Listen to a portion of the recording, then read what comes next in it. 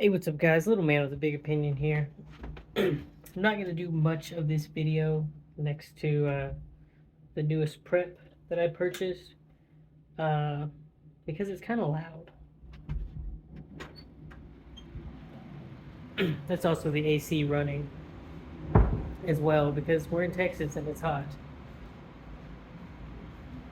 So it'll be loud for a little bit of this video.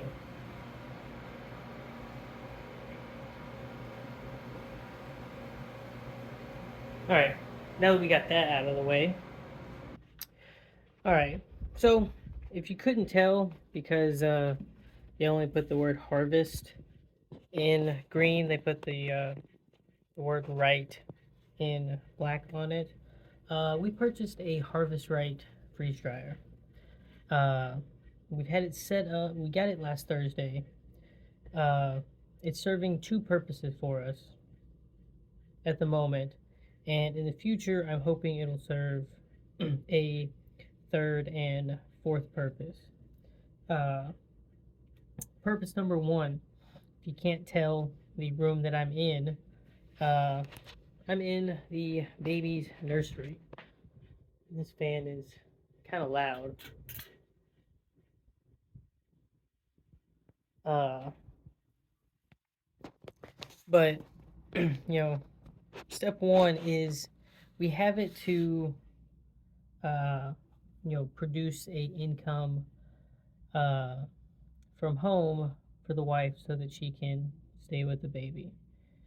We had worked out a plan where we were both going to work and grandma and grandpa were helping out, but she really didn't like the idea of leaving, so uh, we kind of changed our minds a little bit. So that's step one. Step two, uh, I'm using it for prepping. I get one day out of the week where we're not running any candy or anything through the machine. And, uh, one of the, I guess, unspoken gospels of prepping when it comes to putting back food is uh, eat what you prep and prep what you eat. There's no point in putting back, hundreds and if not thousands of pounds of rice and beans if you know you're not going to be able to eat rice and beans forever. My philosophy on that is if you have 1 year's worth of rice and beans, then, I think you're good from a caloric standpoint. Now you should start putting back foods that you actually enjoy eating. Uh, so I've got Mylar bags, I've got the oxygen absorbers, and we can kind of play around with the meals that we eat all the time. Uh, she makes a really nice Dorito casserole that, it doesn't have to stay in its casserole form. We can kind of, chop it up into little bits and stick it in the freeze dryer.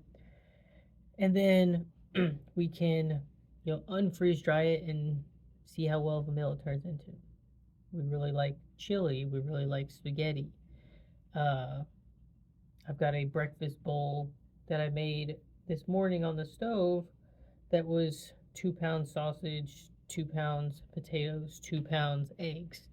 And, that's one of the meals the Mountain House meal makes all the time. So we're now able to start putting away food that we really enjoy.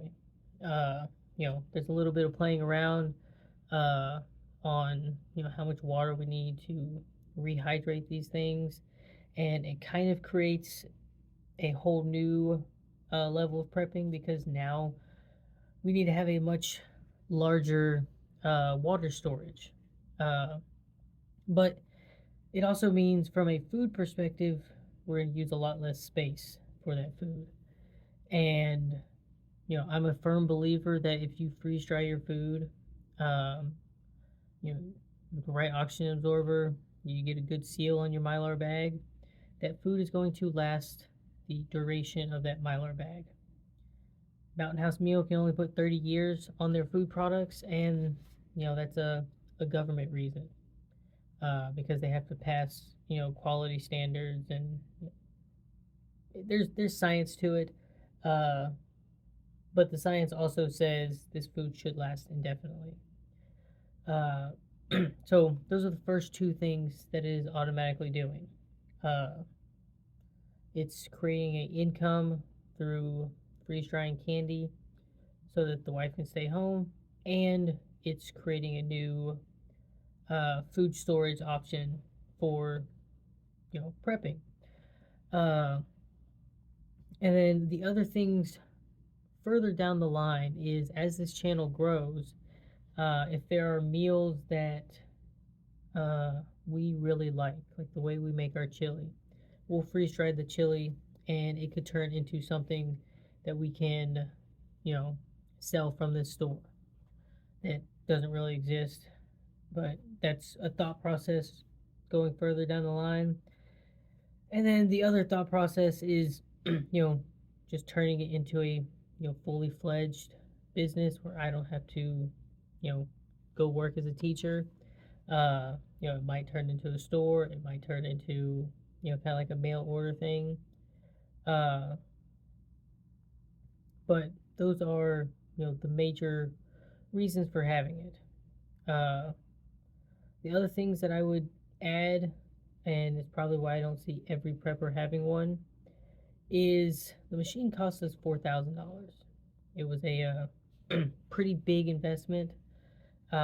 It's something that we split the cost of the machine. We put it was 4,093 after taxes. Uh, we put 2,100 into it. One of my good friends that's also part of my prepping group put the other 2 grand into it. And then we realized there's a lot more than just the cost of the machine. We needed a table for it, uh, more like Mylar bags, gloves for handling the food, storage container. We ended up putting, the oxygen absorbers and the silica packets. Uh, Matter of fact, I can just kind of show you what we've got, which again, it'll get a little loud again. But putting money into the product as well. Uh, I think we've got about 40 bags of Skittles going over the last 2 days. Uh, and we have all of this that we need to go through. Hard candies, Skittles are the most popular thing. There's taffy. You know, from the research that we've done, uh, there's a lot that goes into it up front.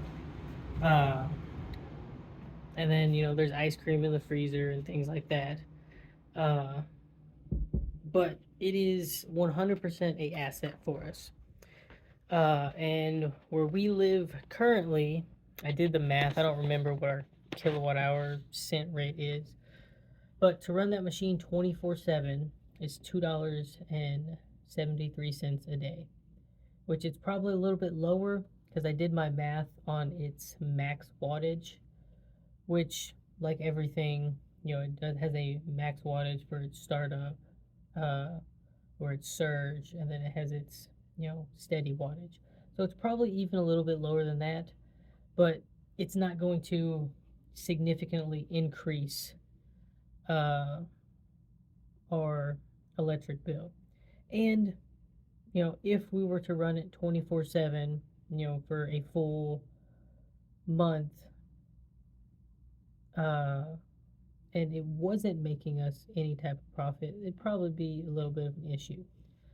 But even in the last 2 or 3 days, from what we have gotten sold, it's basically paid for the next 3 weeks worth of electricity. It's paid for the more candy to be purchased. It is producing, uh, an income even in the few days that we've had it running. Uh, so I will make some more videos as we go along, and if you have a freeze dryer and you're into prepping, some of this is trial and error. Some things, there's already, like, for a lot of the candy, there's a sensor in there. It essentially knows, for this candy, this long, for this temperature, and so on and so forth. And it senses the moisture content in everything that you do. So you know, even a somewhat not smart person could put something in there, and the machine is going to tell you when your food is done. But I'd also say I'm not the only person that has all of these recipes and how to do this and how to do that out there. Uh, there are probably thousands of people that have gone through this process before me. A lot of the recipes that we have either came in the book that we got with it, or it came off the internet from other people that, you know, they've created a video. We put milk in our freeze dryer, uh, and it took it this long at this temperature, and we live in, South Texas where it's very, very humid. So your drying time might be different by 1 to 3 hours, things like that. Uh, but we're super excited. I'll keep y'all updated with it. But I think my last comment on this is there are certain foods that have gone up about 30% in the last few years because of inflation. Uh, and that being said, if we, put back $100 worth of food, and you've got to subtract about 3% for the cost of the electricity and the bags, and that's not putting any money into your time that's put into it, but about subtracting 3%, even if we're going off of the lowest inflation numbers, uh, you will have saved money eating that in 2 years. Lowest inflation numbers is, the government likes to keep inflation at 2%. Uh, the way things are going, eating that food even 6 months later is probably saving you money. Uh, just imagine what 20 years later is, 25 years later, as they start to update the science. You know, I can foresee Mountain House saying their food is good for 50, 75, 100 years, uh, because the science supports it. And so you've got food security, you're saving money, and you're getting to prep what you eat instead of relying on the standard meals that Mountain House makes. That being said, if you got any questions, you can leave them in the comment section down below. If you enjoyed the video, you learned something, subscribe to the channel, like the video. And lastly, if you have a friend or family member that would benefit from these discussions, share the channel with them, and let's continue to grow. With that, see you in the next one.